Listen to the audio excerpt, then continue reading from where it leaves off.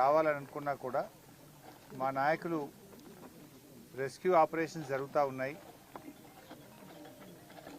పనిచేస్తున్నప్పుడు వాళ్ళకి డిస్టర్బ్ కావద్దనే ఉద్దేశంతో కొద్ది రోజులు ఆగి వెళ్ళాలని చెప్పడంతో మేము గత 4-5 రోజులు వెయిట్ చేశాం. అయితే ప్రభుత్వం మాత్రం చూస్తూ ఉంటే ఎట్లా ఉందో మీరందరూ కూడా చూస్తున్నారు. హెలికాప్టర్లో వస్తున్నారు, హెలికాప్టర్లో పోతున్నారు, సమన్వయం చేయలేకపోతున్నారు. ఇప్పటికీ ఆరో రోజు తర్వాత కూడా ఒక స్పష్టత ఇవ్వలేకపోతా ఉంది ప్రభుత్వం. అందుకే మేము ఈరోజు అసలు ఇక్కడ ఏం జరుగుతూ ఉంది, ఆ బాధిత కుటుంబాలను పరామర్శించుదాము, వారికి ధైర్యాన్ని చెప్పడంతో పాటు సహాయక చర్యలు ఎలా ఉన్నాయి, రిలీఫ్ స్టెప్స్ ఏమేమి తీసుకుంటున్నారు చూద్దామని, అవసరమైన సూచనలు ప్రభుత్వానికి చేద్దామని మేము ఇక్కడికి వచ్చాం. ఉదయం సరే మాతో వచ్చిన నాయకులను అలో చేయమంటే చాలామంది మాజీ శాసనసభ్యులు, మా ఎమ్మెల్సీలను కూడా లోపలికి అలో చేయకపోతే వాళ్ళందరూ బయటే ఉండిపోయినారు. కోటిరెడ్డి ఎమ్మెల్సీ గారు, నవీన్ ఎమ్మెల్సీ గారు, మాజీ శాసనసభ్యులు అందరూ కూడా మేము సహకరించాం. సరే మీరు 8-10 మందే లోపలికి పోండి అన్నారు. 8-10 మంది లోపలికి పోయిన తర్వాత మళ్ళీ లేలే 5గురే పోవాలి, 6గురే పోవాలి, ఒకటే కారు పోవాలని మళ్ళీ అక్కడ మమ్మల్ని ఆపి మమ్మల్ని లోపలికి పోకుండా ఇబ్బంది పెట్టే ప్రయత్నం చేసినారు.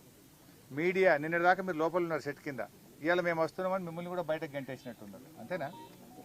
బయటకు పంపించారు, మీడియాను కూడా ఇలా బయటకు పంపించిన పరిస్థితి ఉంది. అంటే ఈ రకంగా కుటుంబ సభ్యుల్ని మేము కలుద్దామనుకుంటే వాళ్ళను కూడా కలవనీయకుండా ఇలా కుటుంబ సభ్యుల నుంచి కూడా ఇక్కడ నుంచి పంపించి వేసి దాచిపెట్టిన పరిస్థితి కనబడతా ఉంది. ఎందుకు అంత భయం?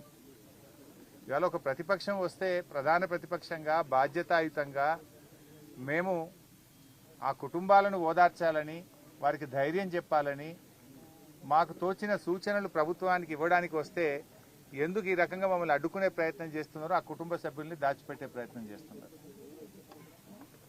ఇవాళకి 6వ రోజు మేము లోపలికి వెళ్ళి ఎన్డీఆర్ఎఫ్ టీంతో కలిసాం. సరే, నేను ఎన్డీఆర్ఎఫ్ సిబ్బందిని మనస్ఫూర్తిగా అభినందిస్తున్నా. వాళ్ళు చెప్పారు చివరి పాయింట్ వరకు మేము ఆల్మోస్ట్ 10 మీటర్స్లో చివరి పాయింట్లో 1.2 మీటర్స్ మాత్రమే స్పేస్ ఉంది. అక్కడి వరకు కూడా పాక్కుంటూ వెళ్ళి చూసాం, అక్కడ ఆక్సిజన్ లేదు, అక్కడి వరకు కూడా వెళ్ళి వచ్చామని చెప్పి ఎన్డీఆర్ఎఫ్ బృందం మాకు ఎక్స్ప్లెయిన్ చేసినది. వారి ప్రయత్నాన్ని నేను తప్పకుండా అభినందిస్తా ఉన్నా. అయితే అక్కడ అర్థమైంది ఏంటంటే, నేను చాలా మందిని కలిసాను. రైల్వే టీం ఉంది అక్కడ, సింగరేణి టీం ఉంది అక్కడ. అసలు మొత్తంగా చూస్తూ ఉంటే గత 5-6 రోజుల నుంచి వివిధ బృందాల మధ్య ప్రభుత్వం సమన్వయం సాధించడంలో పూర్తిగా ఫెయిల్ అయింది. లైక్ ఎన్డీఆర్ఎఫ్ ఉంది, నేవీ టీమ్స్ ఉన్నాయి, రైల్వే టీమ్స్ ఉన్నాయి, సింగరేణి టీమ్స్ ఉంది, ర్యాట్ హోల్ మైనర్స్ వచ్చారు, geological survey of India team వచ్చింది, హైడ్రా టీం వచ్చింది, ఎల్ఎన్టీ టీం వచ్చింది. Like that so many teams have come. ఇంతమంది మధ్యలో అసలు ఎవరు ఏం పని చేయాలి, హౌ టు గో ఫార్వర్డ్ అనే విషయంలో డైరెక్షన్ లెస్ లో ఉన్నారు అందరు. ఒక స్పష్టమైన డైరెక్షన్ లేదు. 6 రోజుల వరకు డైరెక్షన్ ఇవ్వకుండా ప్రభుత్వం ఉంటుందండి? 6 రోజుల వరకు కూడా మీరు డైరెక్షన్ ఇవ్వకపోతే లోపల ఉన్న వాళ్ళ ప్రాణాలు ఏమవుతాయి? అసలు ఏ రకంగా ముందుకు పోవాలని నిర్ణయం తీసుకోవడానికి 6 రోజులు పట్టదా? ఇదేమన్నా టూరిస్ట్ ప్లేసా? మంత్రులు పొద్దుగాలు వస్తున్నారు, సాయంత్రం పోతున్నారు, సాయంత్రం వస్తున్నారు, పొద్దుగాలు పోతున్నారు హెలికాప్టర్ వేసుకొని. ఎలక్షన్ ప్రచారం పోతున్నారు. ముఖ్యమంత్రి ఇంతవరకు రాడు, డైరెక్షన్ లేదు. మంత్రి గారు రోజు సాయంత్రం వస్తుండు, పొద్దుగాలు వేసిపోతుండు. యాడికి పోతుండు? ఇంతకంటే ముఖ్యమైన పని ఏముంటుంది రాష్ట్రంలో? అసలు ఒక డైరెక్షన్ ఇయ్యరా మీరు? ఎలా ముందుకు పోవాలి, వాళ్ళ ప్రాణాలు కాపాడడానికి రిలీఫ్ మెజర్స్కి ఒక స్పష్టమైన ఒక విధి విధానాన్ని, ఒక డైరెక్షన్ నిర్ణయించే బాధ్యత ప్రభుత్వానికి లేదా అని నేను అడుగుతా ఉన్నా. ఇవాళ 6వ రోజు ఇప్పటికీ కన్వేయర్ బెల్ట్ పనిచేయడం లేదు. You are not able to repair the conveyor belt. 6 రోజులు పడుతుందా కన్వేయర్ బెల్ట్ రిపేర్ చేయడానికి? It's a matter of hours. కొద్ది గంటలు కరెక్ట్గా డైరెక్షన్ ఇచ్చి ఉంటే కన్వేయర్ బెల్ట్ను మరమ్మతు చేస్తే ఆ లోపలుండే మక్కంతా కూడా బయటకు తేవడానికి అవకాశం ఉంటుంది. అది ఎందుకు లేట్ అవుతుందో, మరి ఎక్కడ డైరెక్షన్ మిస్ అవుతుందో నాకు తెలియదు. టనల్ బోర్ మిషన్ యొక్క పార్ట్స్, అది మీద నుంచి రాళ్లు పడి డెబ్రిస్ పడి కొన్ని పార్ట్స్ వంగిపోయినాయి, కొన్ని పార్ట్స్ చెల్లాచెదురుగా పడి ఉన్నాయి అన్నారు. అవి కట్ చేసి తీస్తే కానీ లోపల నుంచి మక్కు కానీ అక్కడున్న బురదను బయటకు తేవడానికి అవకాశం లేదు. అది కట్ చేయాలన్నా వద్దా అని నిర్ణయించడానికి 4 రోజులు 5 రోజులు తీసుకున్నారు. మరి 5 రోజుల లోపల ఉన్న వాళ్ళ ప్రాణాలు ఏం కావాలి? అది కట్ చేయాలని తొందరగా నిర్ణయం తీసుకొని ఫాస్ట్గా డీవాటరింగ్ చేసి ఫాస్ట్గా మీరు కన్వేయర్ బెల్ట్ని ఓకే చేసి లోపలుండే మక్కునంతా either by manual or by machine by hook or cook మీరు బయటకు తేవాల్సి ఉండే. 6 రోజుల తర్వాత తట్టడి మట్టి తెచ్చిరియాలి. 6 రోజులు 8 ప్రాణాలు ఏమైతాయి? 8 మంది ప్రాణాలు కాపాడడం పట్ల మీకున్న చిత్తశుద్ధి ఇదేనా? అసలు ఏం జరుగుతుంది? అసలు డైరెక్షనే లేదు మీకు ఇంతవరకు. గా బెల్ట్ ఇప్పుడు మంత్రి గారి స్టేట్మెంట్ నేను టీవీలో చూశాను. 2 రోజుల్లో అంతా అయిపోతుంది, ఆపరేషన్స్ బయటకు వస్తారు అని మాట్లాడింది. నేను అక్కడ అందరితో మాట్లాడాం. మా జగదీష్ అన్న చెప్పినట్టు లేబర్తో మాట్లాడినాం, వెల్డర్స్తో మాట్లాడినాం, జేపీ ప్రతినిధులతో మాట్లాడినాం, రాబిన్సన్ ప్రతినిధులతో మాట్లాడినాం, ఎన్డీఆర్ఎఫ్ టీంతో మాట్లాడినాం, అందరితో మాట్లాడినాం చాలా ఓపికగా. అసలు కన్వేయర్ బెల్ట్ ఎప్పటి వరకు అవుతుంది అని నేను అడిగితే 2 రోజులు పట్టొచ్చు సార్, 3 రోజులు పట్టొచ్చు సార్ అని ఒక ఆయన అంటుండ్రు. మంత్రి గారేమో 2 రోజులు ఆపరేషన్ అయిపోతుంది, అంత బయటకు వస్తారని మంత్రి గారు చెప్తున్నారు. 6 రోజులైనా కన్వేయర్ బెల్ట్ ఉపయోగంలోకి రాదు. ఇంతవరకు డెబ్రీస్ ను లోపల నుంచి తెచ్చే పరిస్థితి లేదు. ఆ మిషన్ యొక్క పార్ట్స్ కట్ చేస్తే కానీ అక్కడ ఉండే బురద డెబ్రీస్ తీయలేము అంటే ఇవాళ మిషన్ కట్ చేయాలని నిర్ణయం తీసుకొని లోపలికి పోయిండ్రు అంటున్నారు. అది అయిందా కాలేదా తెలియదు. మేము అక్కడ ఎవరితో మాట్లాడే ప్రయత్నం చేస్తే కూడా వాళ్ళని పక్కకు తీసుకుపోతున్నారు, మాట్లాడినటువంటి పరిస్థితి కనబడుతుంది. టనల్లోకి వెళ్దామని ఆర్ఎస్ ప్రవీణ్ గారు మేము ప్రయత్నం చేస్తే మీరు టనల్లోకి వెళ్ళడానికి వీలు లేదు అంటారు. గౌరవ మంత్రులు శాసనసభ్యులు కూడా వచ్చి నిన్న పోయింది కదా, మరి వాళ్ళు శాసనసభ్యులు వేరే కాంగ్రెస్ పార్టీకి చెందిన వాళ్ళు పోయినప్పుడు గతంలో నీటిపారుదల శాఖ మంత్రిగా పనిచేశాము, వారు విద్యుత్ శాఖ మంత్రిగా పనిచేసినారు. వచ్చింది ఎవరండి? 3 ఎమ్మెల్యేలు, 5 మంత్రులు, 2 ఎమ్మెల్సీలు, బాధ్యత కలిగిన వాళ్ళమే వచ్చాం. మేము టనల్లోకి వెళ్తామంటే వెళ్ళడానికి వీల్లేదని నిరోధిస్తూ మాకు పర్మిషన్ ఇవ్వలేదు. అంటే మొత్తంగా ఒక గందరగోళమైన పరిస్థితి, ప్రభుత్వ వైఫల్యం మాత్రం కొట్టొచ్చినట్టు కనబడతా ఉంది. బాధ కలిగే అంశం ఏంటంటే మేమేమో బాధ్యతతో సంయమనంతో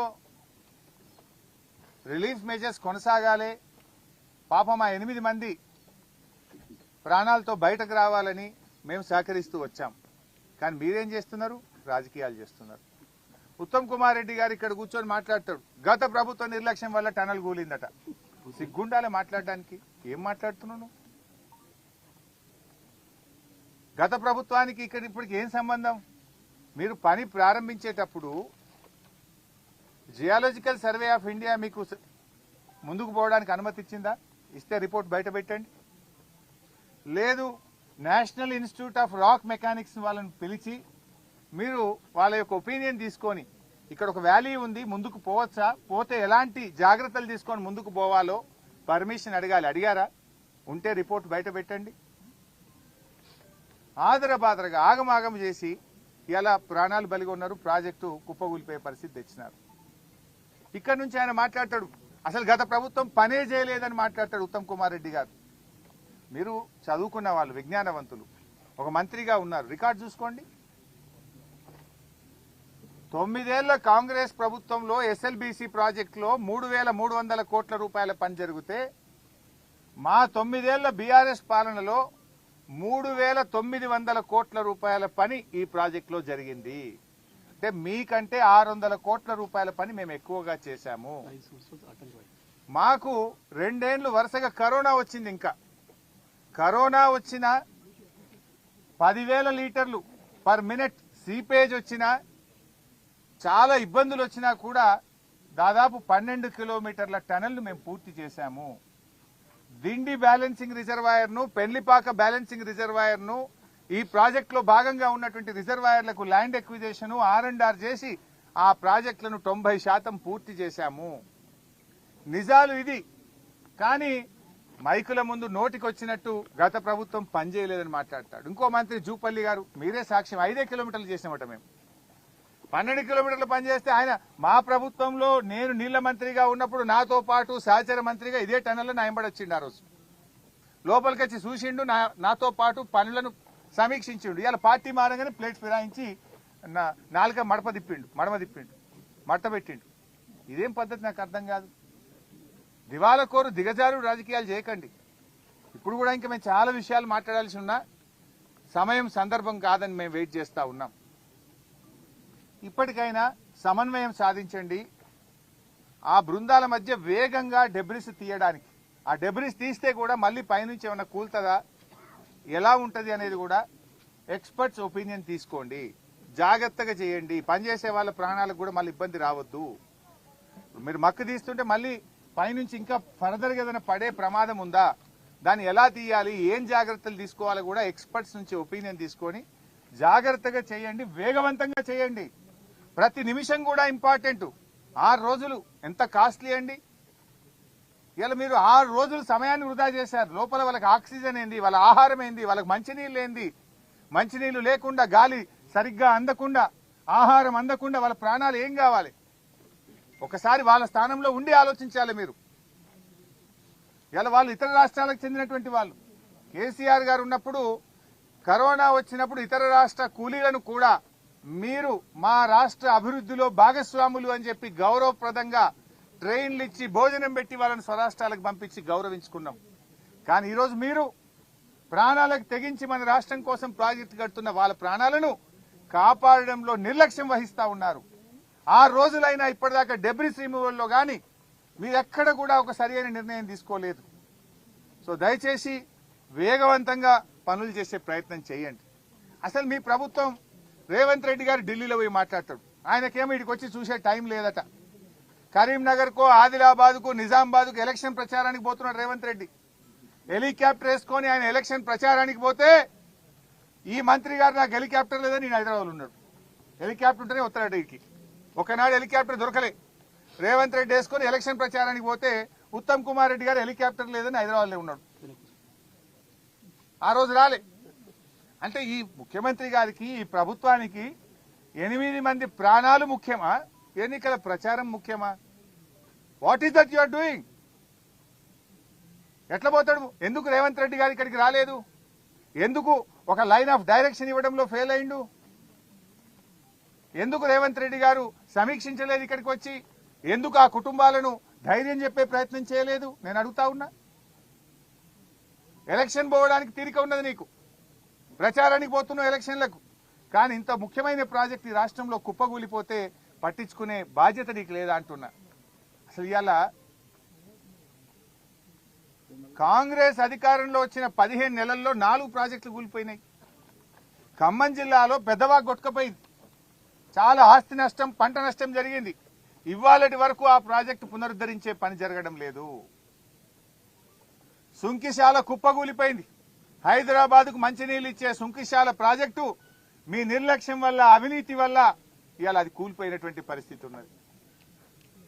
పాలమూరు ఎత్తిపోతల పథకంలో భాగంగా నిర్మించిన వట్టెం పంప్ హౌస్ జలమయం అయిపోయింది మీ యొక్క నిర్లక్ష్యం వల్ల. ఇవాళ ఎస్ఎల్బీసీ టనల్ కూలిపోయినటువంటి పరిస్థితి ఏర్పడ్డది. 4 ప్రాజెక్టులు కూలిపోయినాయి మీ 15 నెలల్లో. ఏం చేస్తుంది ప్రభుత్వం నేను అడుగుతా ఉన్నా. అసలు నీళ్లు, ఉన్న నీళ్లను కూడా కాపాడలే మీరు. శ్రీశైలం ఇప్పుడు అడిగలు చూస్తే మొత్తం ఖాళీ అయిపోయింది. మనకు శ్రీశైలం మీద మహబూబ్ నగర్ జిల్లా కల్వకుర్తి, నెట్టంపాడు, భీమా దాదాపు 2,50,000 ఎకరాలకు నీళ్లు రావాలి. మంచినీళ్లు మొత్తం ఉమ్మడి మహబూబ్ నగర్ జిల్లాకు కూడా దీని మీదనే ఆధారపడ్డది. మొత్తం శ్రీశైలం ఖాళీ అవుతా ఉంటే ఏం ప్రభుత్వం నిద్రపోతుందా? గుడ్లప్పగిచ్చి చూస్తుందా? ఎందుకు చేతగాక చేవలేనట్టుగా ఈ ప్రభుత్వం పనిచేస్తా ఉంది.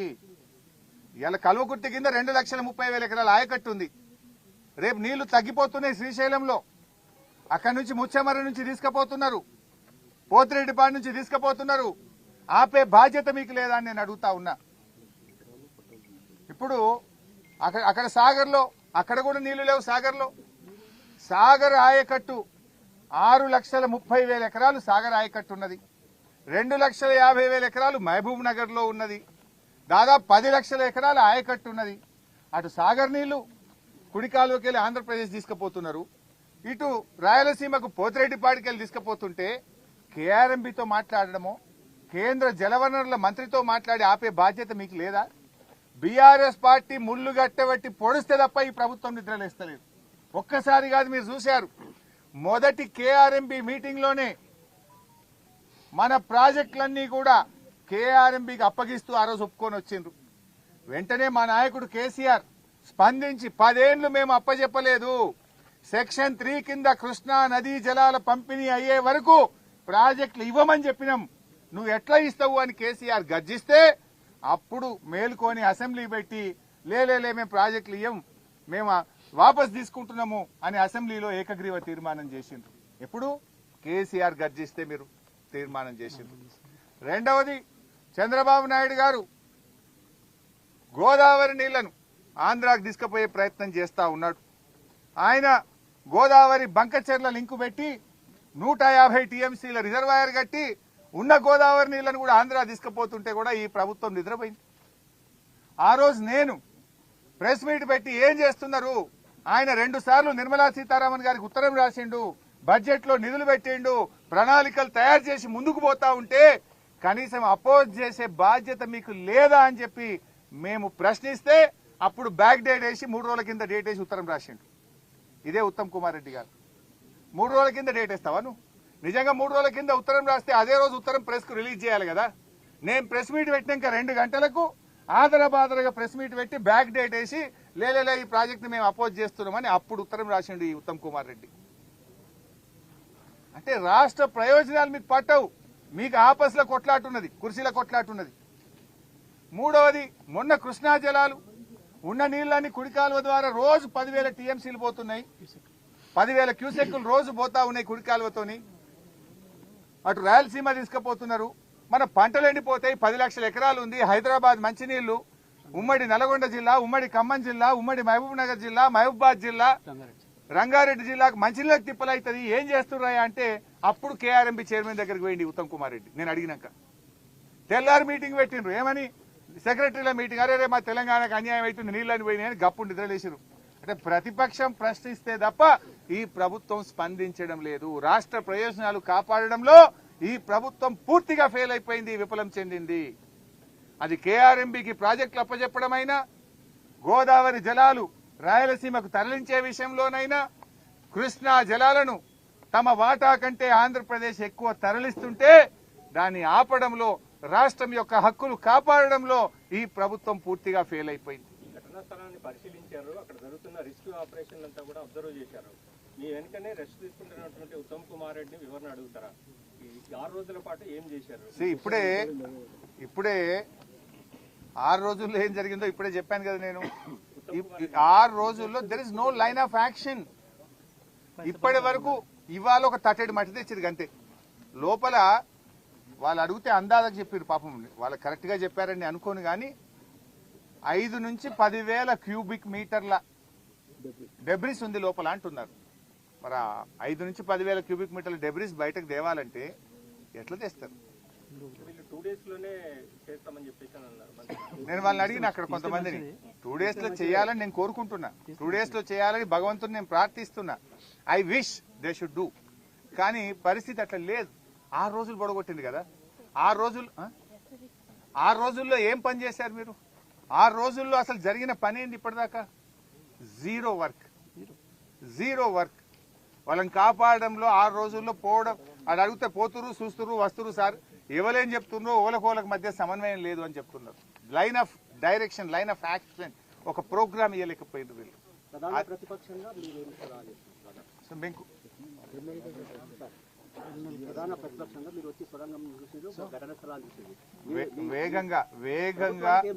వేగంగా సహాయక చర్యలు చేపట్టండి. డెబ్రిస్ ను, ఆ కన్వేయర్ బెల్ట్ ను వెంటనే మరమ్మతు చేసి కన్వేయర్ బెల్ట్ మీద ఫాస్ట్ గా డెబ్రిస్ అంతా బయటకు తీసుకొచ్చే ప్రయత్నం చేయండి. 3 షిఫ్ట్లలో కూడా అవసరమైతే అదనపు ఎన్డీఆర్ఎఫ్ బృందాలను, సింగరేణిలో కోల్ మైనింగ్ లో అండర్ గ్రౌండ్ మైనింగ్ చేసేటువంటి టాలెంటెడ్ మైనర్స్ ను పిలిచి లోపలుండే డెబ్రిస్ ను ఆ ట్రైన్ ద్వారా కూడా తీసుకురండి. అదేవిధంగా మన కన్వేయర్ బెల్ట్ ద్వారా కూడా తీసుకురండి. సైమల్టేనియస్ గా రౌండ్ ద క్లాక్ 3 షిఫ్టుల్లో పనిచేసి వారిని కాపాడి వారిని తొందరగా బయటకు తెచ్చే ప్రయత్నం చేయాలని చెప్పి మేము కోరుతాం.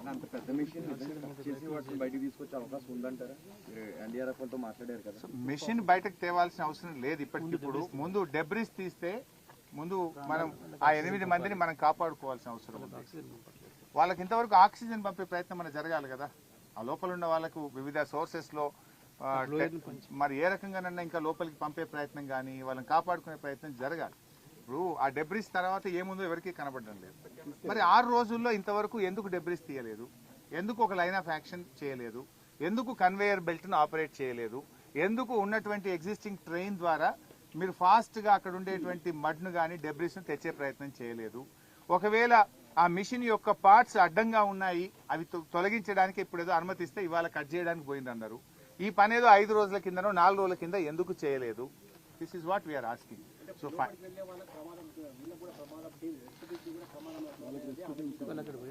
సో దానికి అన్ని జాగ్రత్తలు తీసుకోవాలి. అదే చెప్పాను నేను. National institute of rock mechanics కానీ, అదేవిధంగా నేషనల్ జియాలజికల్ సర్వే ఆఫ్ ఇండియాని కానీ చెయ్యాలి. మీరు ఇప్పుడు వైసాబ్ ఇదేమి మేము కాళేశ్వరం ప్రాజెక్టులో 203 కిలోమీటర్ల టనల్ తవ్వాం, 203 కిలోమీటర్స్ టనల్ తవ్వాం.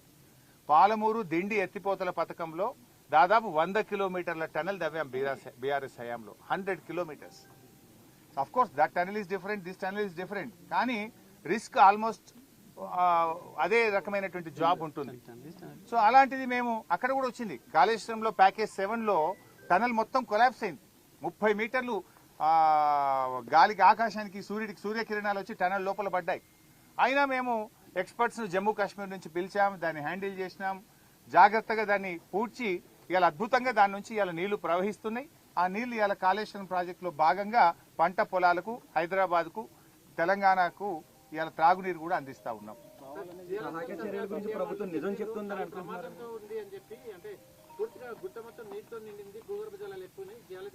బైసాబ్ మేము ఇప్పుడు అక్కడ మాట్లాడినాం, ఎంత సీపేజ్ ఉందని అడిగితే 5,000 క్యూసెక్కులు ఉందన్నారు. 5,000 క్యూసెక్కులు బయటకు వస్తుంది. And this is not new. BRS ప్రభుత్వ హయాంలో కొన్ని సందర్భాల్లో 9,000, 10,000 క్యూసెక్కులు వచ్చినాయి. 9,000 litres per hour per minute, 9 to 10,000 litres per minute BRS హయాంలో వస్తే కూడా డీవాటరింగ్ చేసినాం కదా ఆ రోజు. ఈ రోజు ఎంత వస్తుంది అని అడిగితే 5,000 లీటర్స్ పర్ మినిట్ వస్తుంది అన్నారు. మరి 3,600 పెద్ద ముచ్చట్నా? గతంలో రాలేదా? దానికి ఆల్రెడీ సెటిల్డ్ సిస్టమ్ ఉంది. అదేదో కొత్తగా వచ్చింది, నీళ్లు బాగా వచ్చినాయి అని చెప్తున్నారు మీరు. ఇక ఒక ఆయన సరే వాటర్ నీళ్లు కలిసినాయి అన్నాడు, అది వేరే అనుకో. బాధ్యత రాహిత్యం.